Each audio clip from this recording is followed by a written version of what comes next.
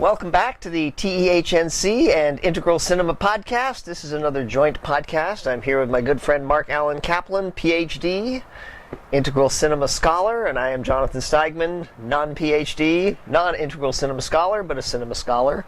And we're here to talk about Star Wars. We watched all 7 Star Wars films in a row, which was a fascinating experience. We're going to talk about it, and now we also have a conclusion about which is the best Star Wars. So we're going to save that for a little bit later. We'll get to it. Spoiler alert, it's not Phantom Menace. Just saying. So we watched these all, and we're watching also with the intention of kind of analyzing them in the context of ring structure, which is a classical structure. Maybe, Mark, you could talk a little about ring structure in general as it applies to these films. Sure. Ring structure is an ancient structure for storytelling. Started with really back in the magical mythic period. Tribal, and then extending into very classical literature like Homer's work and that's right. Beowulf And the Odyssey and all these things use a sort of a circular structure. It's circular, but it's got this kind of, there's a repetition of patterns and motifs that come full circle from different angles. So it's kind of like not, on the surface it could look repetitive, but there's like these little shifts each time you come around and it's really kind of based on the narrative quality of experience, in that we are limited forms. We are born, we have a life, and we die. Mm-hmm. And that's kind of like we have a beginning, a middle, and an end. Right, and we were talking about how we have these cycles both within our own lives, that we kind of grow up and peak somewhere, and then we start at the beginning again, and as you get older you realize that things cycle around, but also historical cycles. Children die, children grow up rather, they die, their parents die, and they have kids, the kids grow up and become parents and become grandparents, and they die, and so. And then when we repeat our own patterns in our life, we repeat ancestral patterns. These different patterns, and there's this combination of linear progression, which is beginning, middle, and end, but then there's these cycles that we go through, like the seasons of our lives. Right. Although one of our points here is that the cycles aren't always the same each time, though, because each time you go through it, there's more knowledge and more wisdom gained, and hopefully there's an evolution in that process. Yeah, and in spiritual traditions, the idea is that these cycles are used for your process of enlightenment and learning. It's like a transcendent educational process. Right. And you as an individual, but also for the collective. So it's almost like the collective consciousness goes through these cycles through individuals. And that, I think, is important for Star Wars, because we have to remember that at its root is the Force. And the Force is a spiritual concept. And how the Force is moving through these players is part of this bigger story. And so you've got these cycles of generations having to deal with similar experiences and patterns, and they have to kind of learn different ways of handling them, because each kind of cycle is a little bit different, has a little bit different actors and different forces at work, different dark forces, light forces. And this is something I guess we should probably take a step back and say, when we're talking about these things that are embedded in the films, we're not necessarily talking about the quality of the works as works of art or as scripts or any of that. We will talk about that a little bit as well. But watching the seven so far, there are 9 films total, 2 more to be made.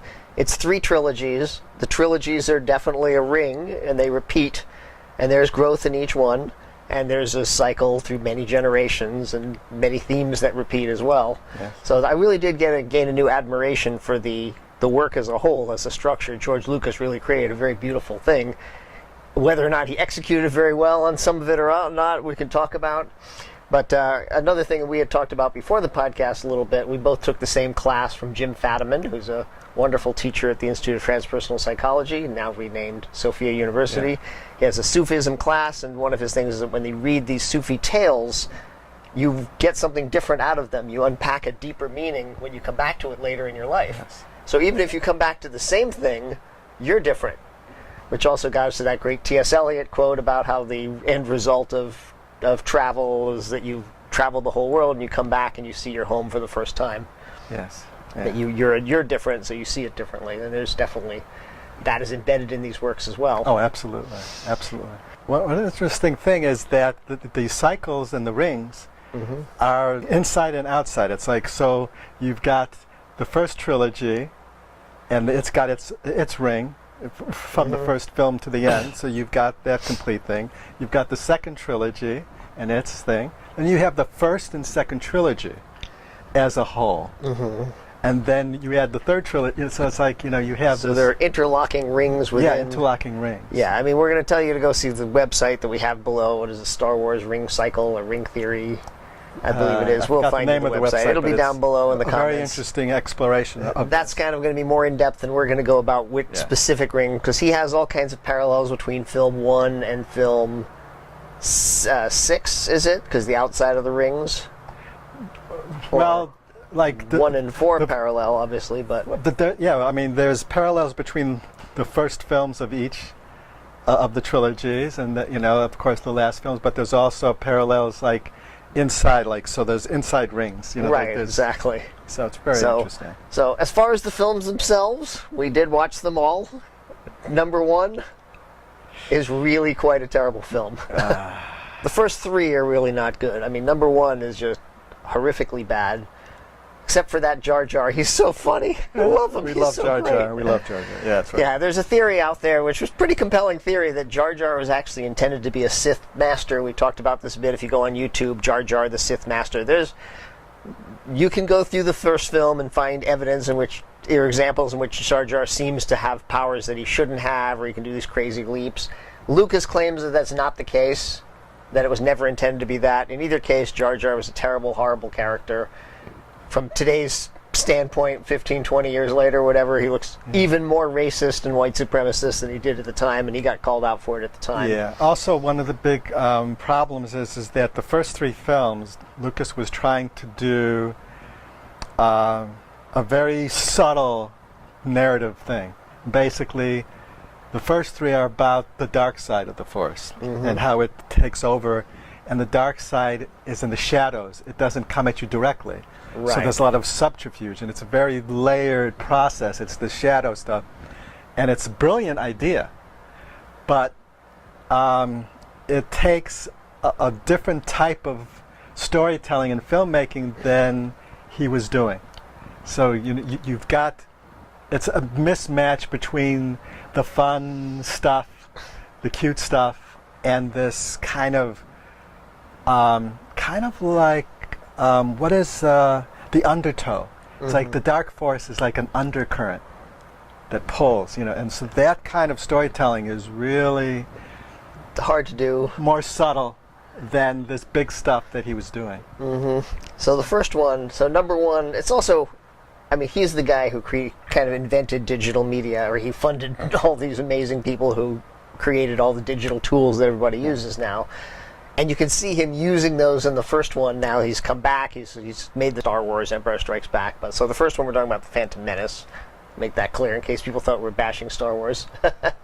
And you can see him using those tools, but he doesn't have any gift for creating characters who are compelling somehow. I mean, he did a good job with Star Wars and those ones, but by the time we get to those, you've got Ewan McGregor, who's just really kind of flat. You've got Liam Neeson, who's kind of flat. Everybody in the movie is pretty terrible, except Yoda. Yoda's the only one who's got a good personality. So we should probably just go over the plot. I mean, the essential plot is that you have Obi-Wan Kenobi, who's a young man now, and his master, played by Liam Neeson. And Obi-Wan is the young Jedi, and they rescue a princess, and they go to this little planet, and they meet a young orphan, who is Luke Skywalker's father, Anakin Skywalker, it turns out.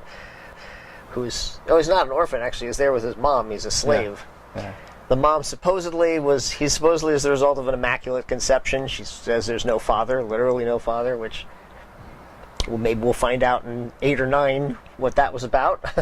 But for the moment, he's immaculate conception.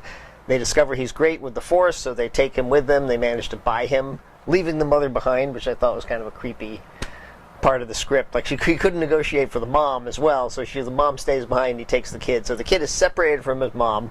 We have like a rosebud moment there, where the kid, literally almost, the kid starts training to be a Jedi, and that's sort of the first film. He also, in the meantime, he's met Padme, the princess, who's a couple years older than him, and fallen in love with her as a little kid. And the second film, he grows up and becomes Anakin Skywalker, and he becomes Obi-Wan's charge. And in the third one, he goes over to the dark side because Emperor Palpatine says the dark side is much more interesting than the light side. But the interesting thing for me too is that story-wise, the whole idea of the orphan is repeated in all the cycles. Repeated in all three, right? In all three, we begin with an orphan. Luke, who's an orphan. And the first one, though, he's not a total orphan, right? But at some point, he becomes an orphan. When he loses his mother. When he loses his mother, and the guilt that he couldn't save her, and all this other emotional stuff is what the Sith Lords used to pull him into the dark side. Right. You know, and his fear of losing his love, like he lost his mother. So there you have an integral part of the orphan archetype as what moves him into the dark side. Right. He's afraid of losing the princess, whatever her name is.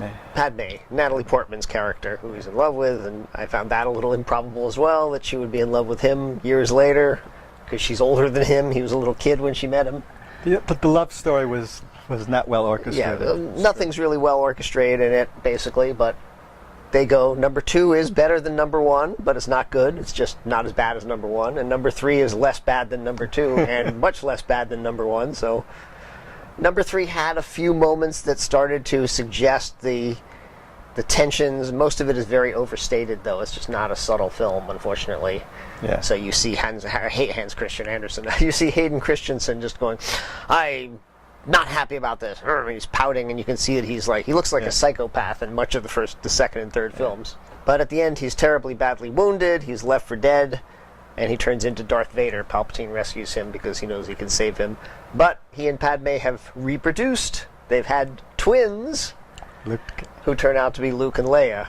Yeah. Exactly. And Luke and Leia, at the end of this third film, I guess, they are actually being taken away, spread out, so that Luke is being sent to that shitty little place he's living, and she's off to be a princess somewhere. I guess she got the better deal. But it all worked out the way it was. And obviously, Obi-Wan has gone with Luke to keep an eye, and he's gone to that planet to watch him. Very mythic thing. Yeah, which sets the stage for the first Star Wars, which is actually number 4 in the arc. Right. And that was a great delight for both of us, actually. Yeah. We were both extremely surprised by number 4 after watching 1, 2, and 3 at this term you have called referential density, which is a term in literary theory, is it? Or I stole it from literary theory. From literary theory, right. But have adapted it for film. Right. And because film, you have this idea of referential density is that as information builds up, either in the text or in the images or in the sound, the object, either the character or the object or the physical object or the visual object, becomes richer and richer. So like a great example, a simple example visually, is in 2001, the obelisk. Yep. Is a great easy example to see the referential density. The first time we see it, it appears in front of these apes, but it does something to help them evolve. It does this sound that changes them, and then the next scene they learn how to use tools. Right. But we don't know what's going on. The second time it's on the moon, it does the same sound, it gets the guys going, and next, all of a sudden, they're flying to Jupiter. You know, it's like, and so by the time we're done, the obelisk becomes this sentinel from an alien race that's helping us evolve. Right. So that is building this referential density Right. Now, in the around case this object. right, but in the case of Star Wars, the original Star Wars, Yes. we both saw it when it came out in 1977, or Yep. we were both 2 years old. Well, I was older. I actually saw the.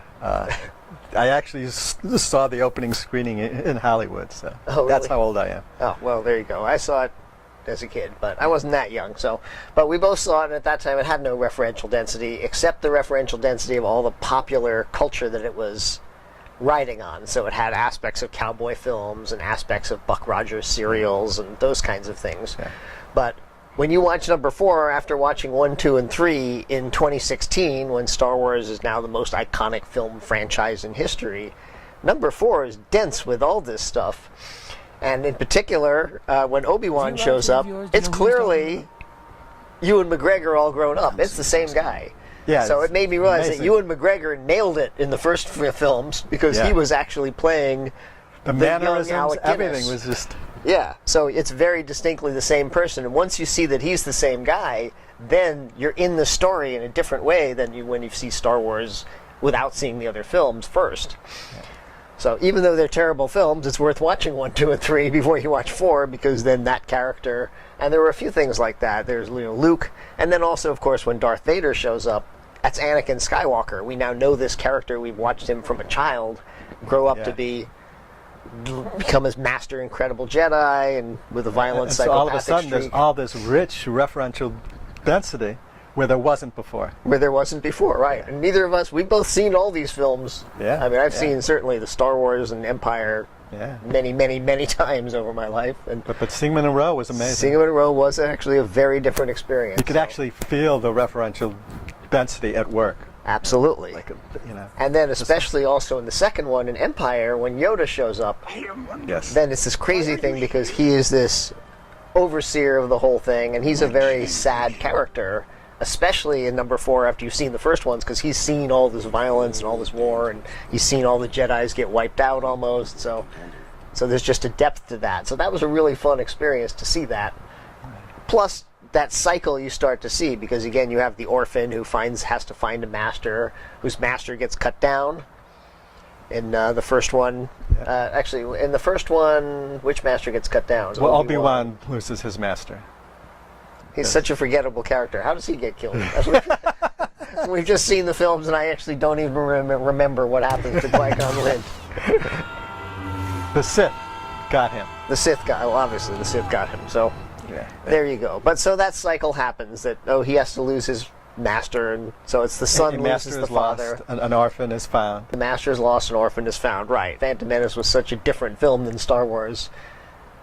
Technologically, I don't remember if people complained that Phantom Menace was a retread of Star Wars. They probably did.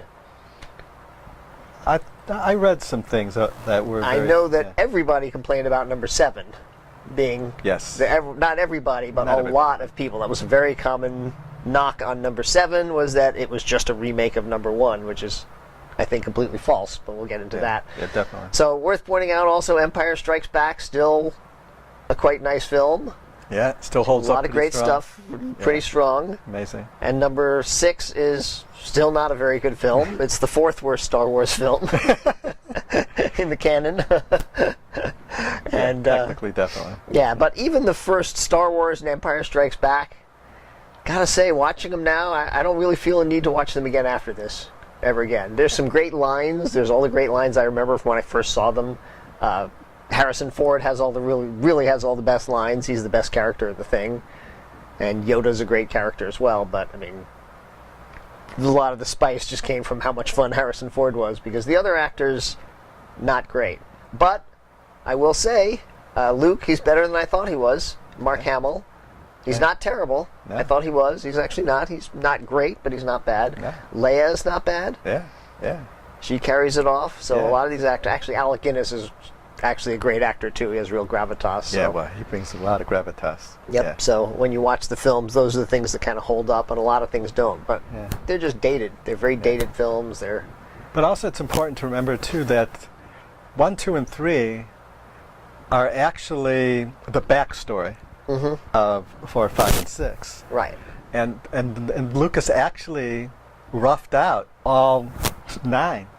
at the very beginning. Right. He had all 9. So when we're talking about ring structure and the 3 trilogies, we're not just throwing it on top of right. No, he was friends with Joseph Campbell. He studied Joseph Campbell in The Hero with a Thousand Faces. He was into mythic structure, and he clearly knew about ring structure, and he designed them, and he talked about how there were things embedded in them that people didn't really know about. And so, I mean, so that was really fun to kind of see that cycle repeat, to see that coming around. And then number 7, we may as well blow the lead. Not really, just admit that we both think that 7 is far and away the best of them. Absolutely. Now, by saying that, we're not dumping on Star Wars. So those of you who are Star Wars fanboys and fangirls, 7 is standing on the shoulders of giants.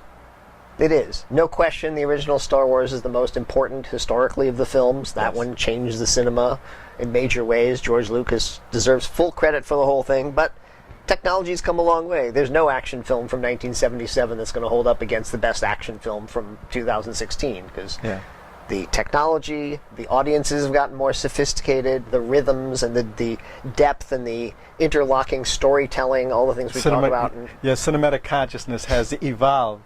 So it's going to be hard for them to compete. Right. You know. So, getting to number 7, I guess we should probably talk about 7. Do you have anything else you want to talk about with 1 through 6, or? We covered that idea. Just how surprised we were, delightfully surprised we were by number 4 and number 5. Just how much more dense and more spicy they were in a way. You know, all that other stuff. It really changed the whole experience for me, and for you too. You said so. It's like having that referential density is like amazing. It actually, for me, it made the 4, 5, and 6 much more layered feeling. Like it felt like a deeper, richer story. Right.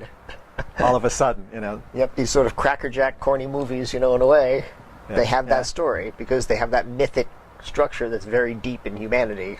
This sort of cycles. Yeah. So.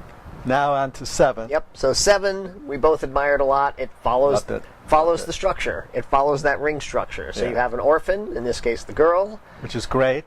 Now we have a girl who's the central. Right. And that's, again, when people say it just repeats it, putting a female there is not just a PC kind of thing. It's a fundamentally different film for a fundamentally different time. Yes. So, I mean, obviously a lot of people are upset that there's a black character, black hero, and a female hero.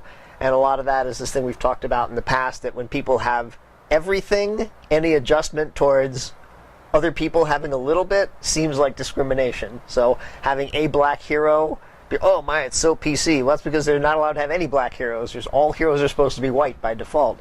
And people are starting to realize that, wait a minute, there's people of all colors on Earth, and there should be heroes of all colors, and there's men and women, and there should be women who can be heroes too. And so all remember these things. Empire Strikes Back and 5 and 6 had Lando Calrissian. Lando Calrissian. Yeah, so that's true. There was a black, although he first had to be a bad guy and betray them. Yeah. And then he came back and kind of redeemed himself, but he's definitely a secondary character. Yes. And this one is definitely a primary. Right, he's a primary character. He's still a secondary character compared to Rey. Yeah. So it's her film, but we haven't seen the last of him yet. We have some interesting things in the film. He says that I was taken from parents I never knew, so it's possible that his parents will turn out to be of some significance. Maybe he was stolen from Lando Calrissian. You know? And I think it's really important to focus on this moment here. It's like, in number 7, a stormtrooper wakes up.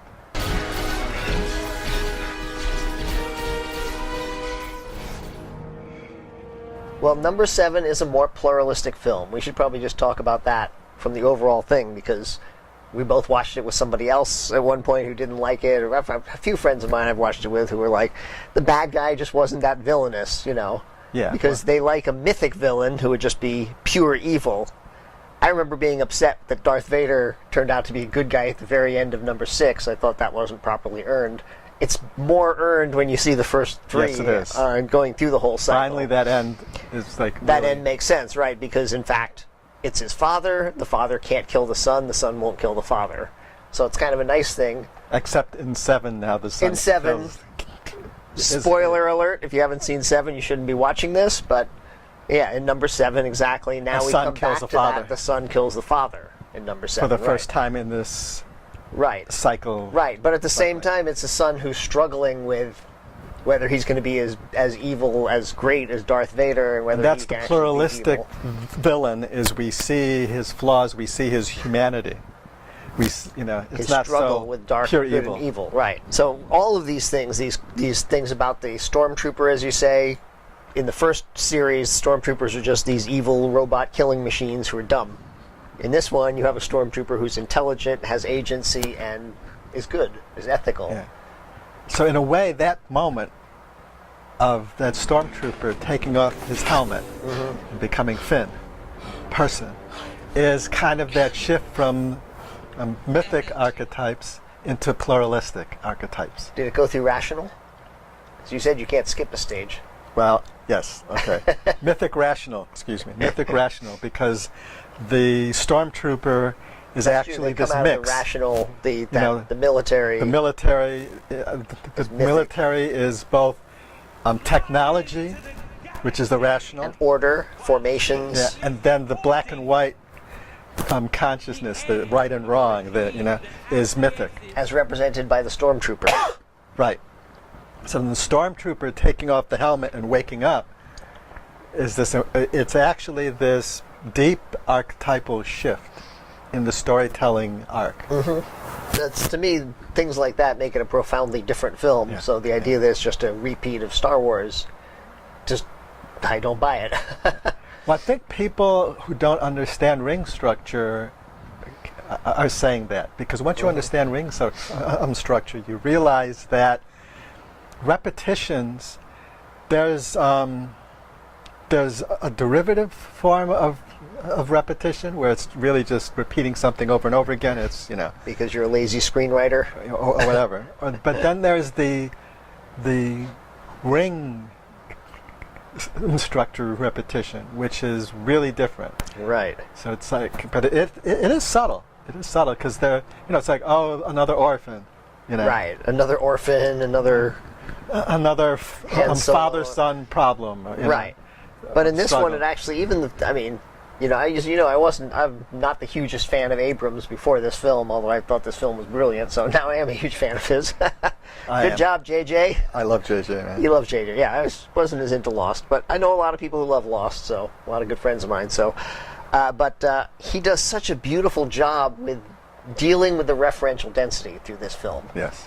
With making it, like, even the way that Han Solo and Chewbacca are introduced, it's not quite as...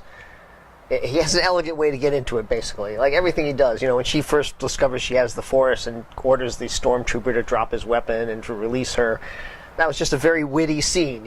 So he's playing with things that everybody knows and coming up with a clever way to bring them back in.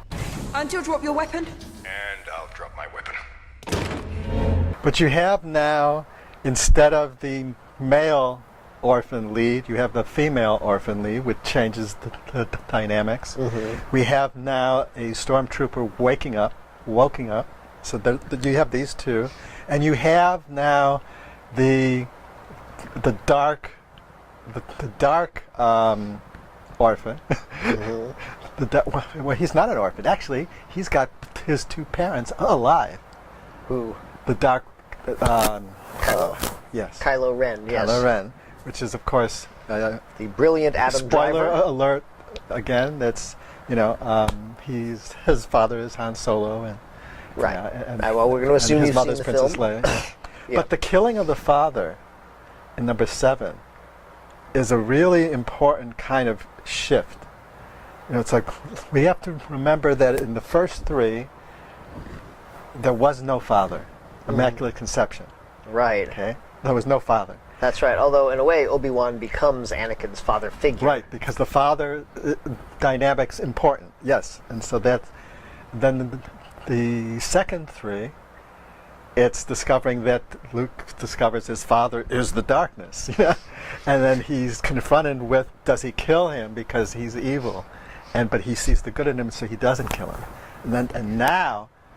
And we come back to this archetype, but in a different way, in that he uses his father. He kills his father to increase his capacity to be in the darkness. Right. So but he does it because he's insecure about his commitment to the darkness in a way. Yes. He has to do this in order to become that. Yeah. So he does something horrific. Right. In order to fuel the darkness. And it was funny, while we were talking about this, that reminded me of another part that was very resonant in the third Star Wars, and the sixth Star Wars film, Return of the Jedi, which is a film I never liked at all particularly, and watching it this time, though, all this stuff where he's like, no, I know there's goodness in my father, there's light in him.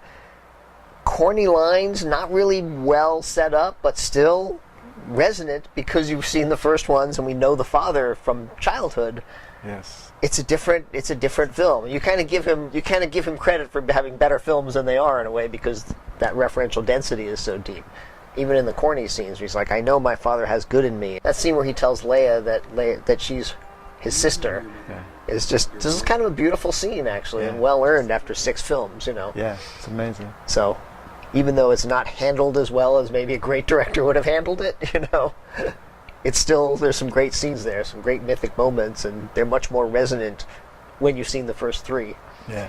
And so then in number 7, there's a suggestion that she's linked to Luke, and that's more resonant too when you've seen that whole arc up to that point, kind of in order.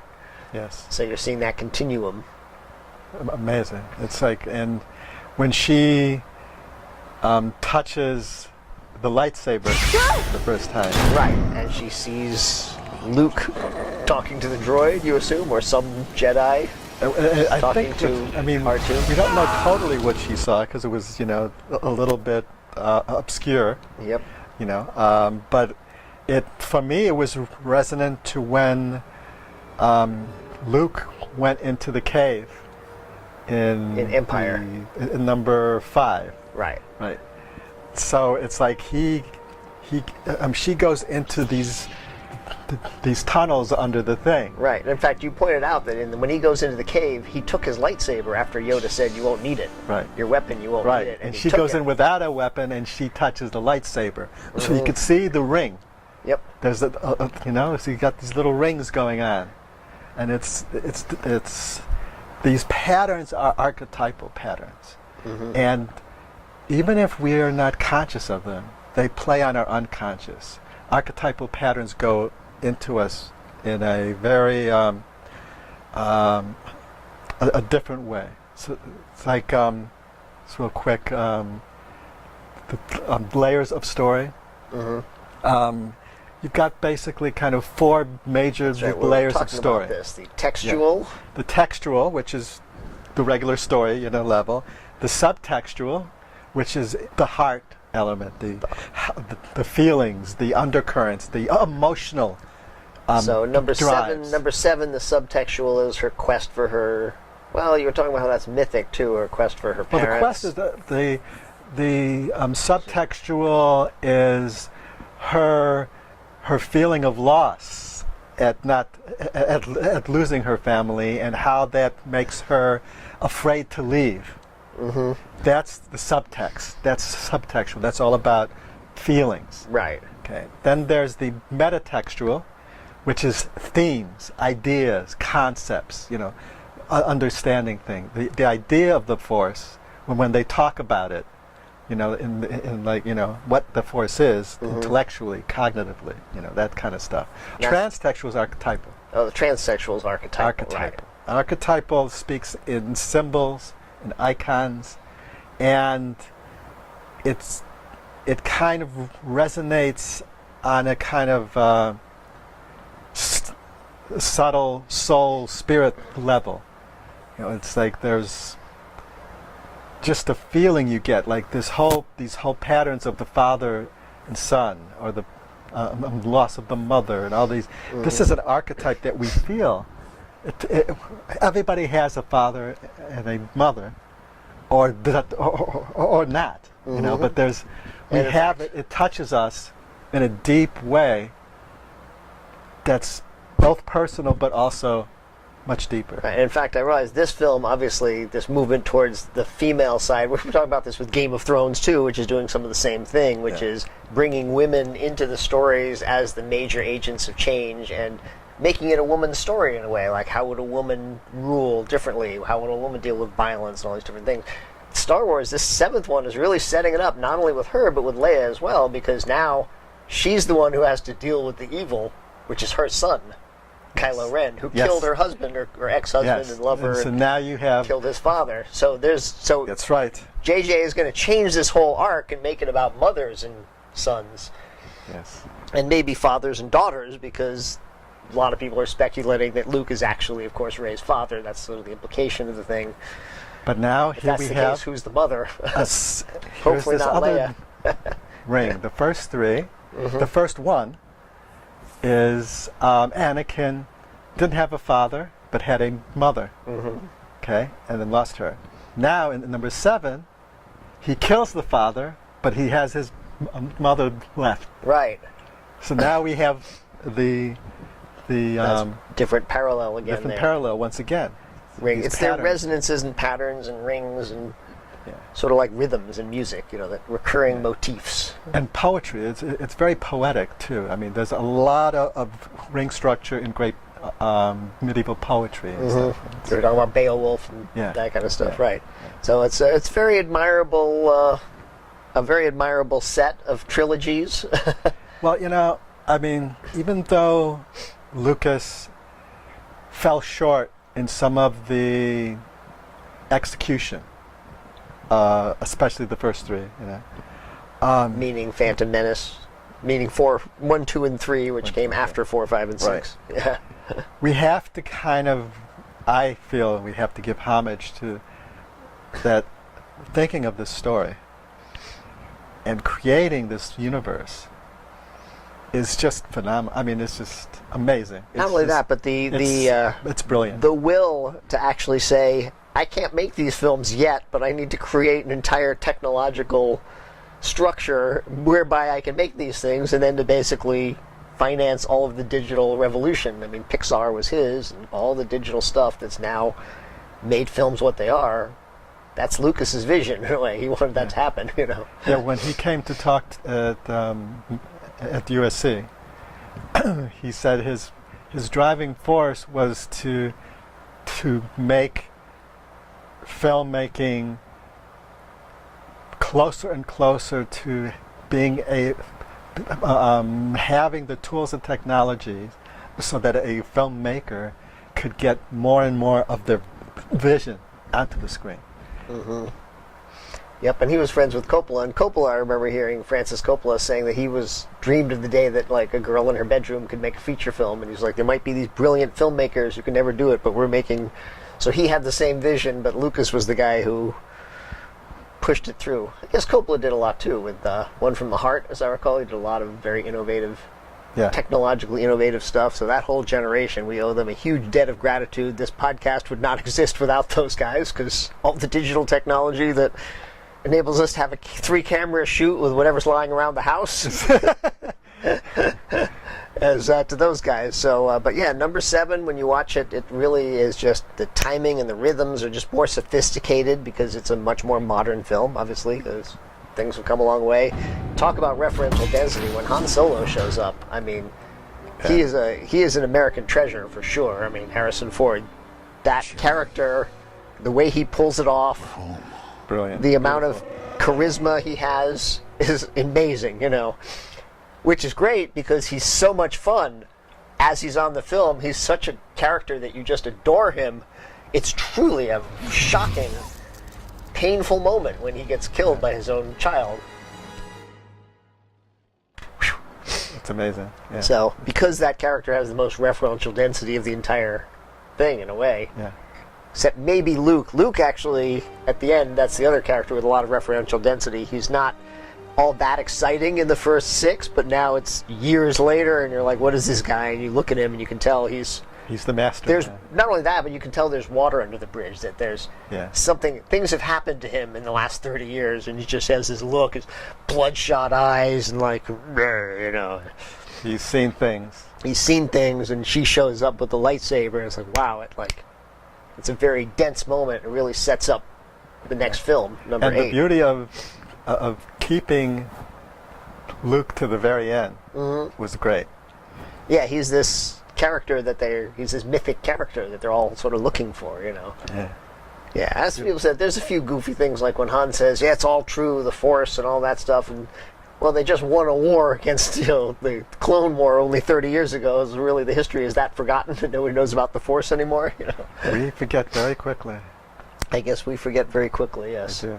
As I recall, too, we also noticed, watching the number 7 a second time, we watched it several times now, there are hints that she's a Force user kind of early on, as I recall. Yes. There's a few things. I don't remember the first one, but her sense that she has the Force happens a few times. She's pretty good at solving things. She's pretty good at doing a lot of things. And it makes sense that she's this great fighter, too, and like in a way that, you know, chicks who are great fighters is a trope of films that are trying to be feminist, but in this case it does make sense that she might actually be a better fighter than Finn and he might be scared of her.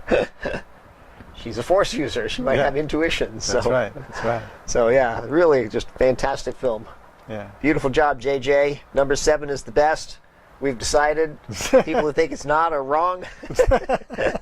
No, I mean, as I say, I mean, obviously Star Wars is still an amazing film. It's a great film. It's a historic film. Empire Strikes Back especially, because that whole idea of really bringing the Force and basing a film around about using the Force and this sort of mythical thing was very for 1977 and 1979 or 80 or whatever that was. It had a Star Wars A New Hope, which is the first one. Yep. And The Empire Strikes Back. Those two combined really had a profound impact on culture. You know, the idea of the Force kind of penetrated the collective.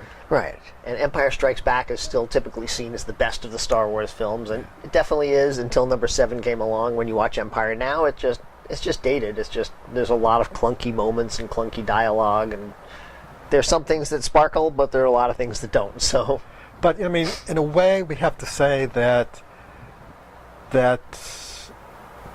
these films came out. The early ones came out during a certain age of the cinema, and a certain age of cinematic consciousness, for sure. And the age we're in now is a lot more complex. Stories can be a lot more complex and deep, and the filmmakers we have now, they're operating in this more integrative, complex way. Oh, absolutely. Like J.J. Abrams, that's why I say J.J. is Nolan, he's these standing. guys. They're standing on the shoulders of giants. Yeah. But they should be better. You know, that's what you hope, that your student will exceed the master. After all, so films today should be better than films 40 years ago or whatever, and they definitely are. As you say, they have these deeper strains to work with. They have better tools to work with. They have a multiplicity of visions that the internet has brought on. So there's so many different things you can do, and man, I thought you just did an amazing job with it. Yeah, beautiful. Fantastic. And the repetitions are beautiful. They're not. They are beautiful. Derivative. They're not. Right. They're not derivative because it's such a different film throughout. And I look forward to seeing what happens next with Kylo Ren and even Palpatine. Actually, as Jimmy said, in the first 3, Star Wars, Empire, and that, it's the same guy from 1, 2, and 3, Phantom Menace, and that, and you really feel that when you see 1, 2, and 3. This Palpatine, this guy who pretends to be a politician, but he's actually a Sith Lord who's using the political system to gain control and power. It's the same guy. You can kind of tell it's the same guy throughout those, and there was that resonance there as well with him. And there's little resonance too that go back and forth between the first trilogy and the second trilogy and 7. You know, like you have the moment. I mean, I'm looking at the head of Darth Vader as like this altarpiece. That's right, his altarpiece. It's like this interesting echo of what's right. come The fact before. that he took his artifact. I was just so blown away when he took his helmet off for her. When he had the girl there, and she says hiding behind a mask, and he takes it off. Wow, that's different. You know, like the idea that Darth Vader would take his hat off at any point in that film until he becomes good. When he takes it off, and that's the signal that he's giving up the dark side and becoming Luke's father so he can die. Basically. But in this one, he takes it right off, and in a way, now he's just a normal psychopath. So, he's giving it a psychological underpinning. Yeah. I don't know the term. I was trying to think of the word. I couldn't think of it. That's a good word. Psychological underpinning. Psychological underpinning. Yeah, there you go. But what are the psychohistory, or like these people who do psychoanalysis of historical figures? Yeah. We'll come up with the name afterwards. So that was, I thought, also an amazing. All these different things that make it a more pluralistic film, more referential density, more different streams running through The it. stormtrooper takes off his helmet, and the dark one takes off his. Yep. So all the dark side is taking off their helmets, right? So there you go. So that's our analysis. They're all amazing films. Well, number 1, 2, and 3 are pretty unamazing. They're amazing technologically. They're amazing because they embed that structure and that story in them. As pieces of art, they're not very good in a way as far as execution. Yes, but I want to emphasize that again. What he was trying to do was amazing. Yeah. That the dark side is through subterfuge and through shadow. Right. Was In a way, great thing he was trying, but right. So in a way, he was trying to make it less of a mythic film, which is just black and white, and more of the dark works through politics. And so there's so much potential for back channel stabbing and how the political process is corrupted and leads people to do things that they think they're doing for the right reason. They're actually wrong. So they're starting wars they shouldn't be starting and fighting the wrong people. And so you're right. It's very Machiavellian machinations going on in 1, 2, and 3. yeah. Just not well executed, and Count Dooku is this kind of odd other former Jedi who shows up, but nevertheless, it's an impressive achievement. As I recommend you just do that once. Watch all 7 of them in order, but only once, because you won't want to watch 1 and 2 and 3 ever again, probably. But even if you've seen them and you thought you hated them, you'll be more impressed if you watch them in order and then watch 4, 5, and 6. There you go. There you go. Thanks again for joining us. Anything else to add? I think we've covered all kind of what we were going to talk about with the film. And we're looking forward to number 8 and 9. We'll do another podcast at that time. Thanks, JJ.